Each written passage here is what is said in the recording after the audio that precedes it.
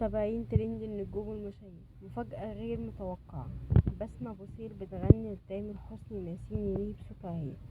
طبعا الناس اتفاجئت اللي بسمة بوسيل بتغني لتامر حسني ومش اي اغنية ناسيني ليه.